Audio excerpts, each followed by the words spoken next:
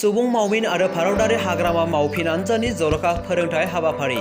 दिनै दुलाराय बर' फरायसा आफादा उदालगुरि कलेजनि अडिटोरियाम हलाव सानसेनि हाबाफारि लाना UPSC, APSC, Indian forest service आनजादनि थाखाय फोरोंथाय हाबाफारि खुंफुंदों। हाबाफारियाव गाहाय आलासि महरै बाहागो लायो Jitendra Kumar, faculty of beacon IAS बिथाङा।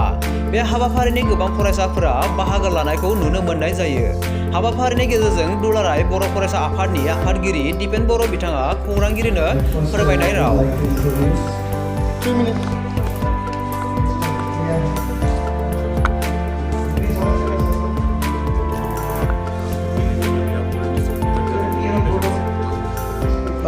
दिनै 4th day UPSC special orientation दुलाराय बर' फरायसा आफादनि बानजायनायाव आरो दिनै उदालगुरियाव कलेजाव जे बेयाव हाबाफारि खुंदों प्राय 200नि एबव केन्डिडेट्सफ्रा बाहागो लादों आरो फैबाव अन दा वे दङ। उदालगुरिनि DC doctor P Uday Praveen बिथाङा बेखेवनानै होबाय आरो बिथाङा 2015 बेट्सनि आईएएस अफिसार आसाम मेघालय केडार आरो एसे उनाव दायो जोंहा बीकन आईएएस दिल्लीनिफ्राय सफैनाय जितेन्द्र भरद्वाजी बिथाङा स्टुडेन्टफोरखौ गाइडेन्स मेन्टरिं मोटिवेशन आरो ओवरऑल यूपीएससी नि थाखाय प्रिपारेशननि थाखाय जिखिनि गाइडेन्स नांगौ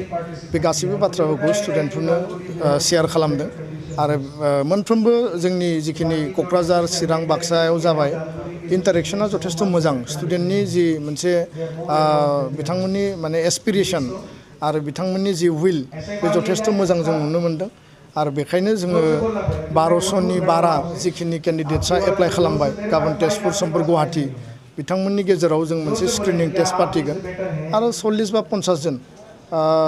माने हाइस्ट जायफोर माने बेयाव मार्क्स केरि खालामगोन जायफोर सिरियास जायफोर हार्ड वर्क खालामगोन जायफोरा पेशेंट दङ डेडिकेशन दङ बिथांमोनखौ जों सेलेक्ट खालामनानै फार्दार इन्टेनसिभ कचिं होनायनि थाखाय जों बेबस्था खालामगोन। हिउमेन रिसोर्स जों दानांगोन सुबुं सम्पद सुबुं धोन दानांगोन आरो हादोरखौ आरो समाजखौ जौगाहोनाय हादर आरो समाजखौ सिबिनो थाखाय जोंनो मोजां बिउरोक्रेट्स नांगोन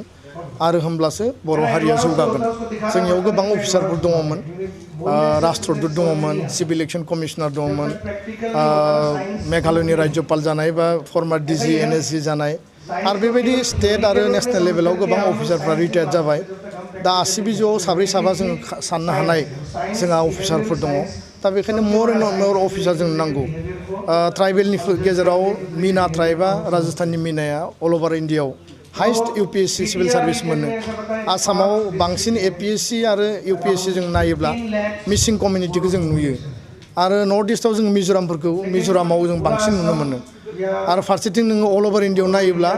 बिहार आरो यूपी बायदियाव माने हाइस्ट यूपीएससीनि माने सिलेक्शन जानाय केन्डिडेटखौ जों नुनो मोनदों। दा बेखायनो जोङो सानदों जे 22 लाखनि बांसिन थानाय बर' हारिनिफ्राय मानो अफिसार क्रिएट जाया। जों जुदि एमबीबीएस मेडिकेलावल' थाङोब्ला बेयावबो फरायनांगोन जोङो बे माने फिल्डआवबो जोङो थांनांगोन आरो जों खस्थ' खालामनो बानानै टिचिं जबखौल' जुदि चয়েस खालामोब्ला आरो जायफोरा फैसा खामायनो गोसो जायो बा मोर आर्निंनि सिन्था जायो बिथांमोना बिजनेसमेन आरो कन्ट्रेक्टराव थाङो खिन्थु जोंनो मोजां सिभिल सार्भेन्ट नांगौ। दा बेखायनो जों बे हाबाफारिखौ लादों। गोजोन्थों। जों नुदों बेराफारसेथिं माने जोंनि बर' फरायसाफोरा जायफोरा माने दायो ग्रेजुएसन कमप्लिट खालामबाय बिथांमोना खिन्थु जारिमिननि बेलायाव एसेबो गोसो होनाखै जायनि थाखाय जारिमिननि बागै आसामानो जाहैगोन यूपीएससी सिविल सार्भिस आरो एपीएससीनि थाखाय इन्डियान हिस्ट्री वर्ल्ड हिस्ट्री आरो इन्डियान पलिटि बे बिजाबफोरखौ नायनाया जारिमिननि सायाव डिटेल आरो थर' नलेज थानाया गोनां आरो पलिटिकल साइन्सनि थिउरि आरो जिखिनि दङ कनस्टिटिउसनेल जि पार्ट दङ बेफोरखौ नायनांगोन कारन जोंबो 12 बोसोर 2012निफ्राय जिखिनि जोङो नायबोबाय जिखिनि जोङो ओरिएन्टेशन खालामबाय दानि चिफ सेक्रेटारि आसामनि जिष्णु बरुवा बिथाङाबो जोंनि ओरिएन्टेशनाव बाहागो लादोंमोन। दा बिनिफ्राय जोंनियावबो जिखिनि आइडिया दङ दा बे आइडियानिफ्राय आं बुंनो सानो बर' स्टुडेन्टफ्रा हिस्ट्रिनि सायाव जग्राफिनि सायाव आरो पलिटिकल साइन्सनि सायाव बांसिन मोर गोसो होनांगोन आरो बिनि गेजेरजों जोङो बे बिराद टाफ नङा आरो जुदि नोङो फरायाब्ला बे टाफ गोबाङानो बुङो जे टाफ अफ दा टाफेस्ट एग्जाम खिन्थु बिनि गेजेरावबो बेखौ क्रेक खालामो दा बेखायनो नाजायोबा हायो होननाय जेबो बाथ्रा गैया गोजोन्थों मैया जास्ट जिहेतु फार्सेनारि आनजादनि फिथाइ बिसोर बिथांमोननि थाखाय मैया आसामनि हायार सेकेन्डारिनि रिजाल्ट होदों रिजाल्टआ जथेस्थ' मोजां कभिड सिटुवेसननि उनाव जों मोनसे मोजां रिजाल्ट मोननो हादों आरो जाय साइन्स आर्ट्स आरो कमार्सआव जायफोर टप माने पजिसन लाबाय आं बिथांमोनखौ उइस खालामदों नाथाय मोनथामबो स्ट्रिमनि टपाराव बर' केन्डिडेटनि लिस्ट गैया weather it may be from बड' मिडियाम बेकग्राउन्ड अर इंलिश मिडियाम अर एसामिस मिडियाम बेकग्राउन्ड दा बेखायनो जों उननि टाइमाव जों मेट्रिक आरो हायार सेकेन्डारियाव जोङो टप खालामनो थाखाय बे जोंनि मोनसे मटिभेसन आरो मोनसे एनकारेजमेन्ट बेनि थाखाय जोङो बयबो हाबा मावनांगोन आरो स्टुडेन्टआबो गार्जेनाबो बेनि थाखाय गोसो होनांगोन गोजोन्थों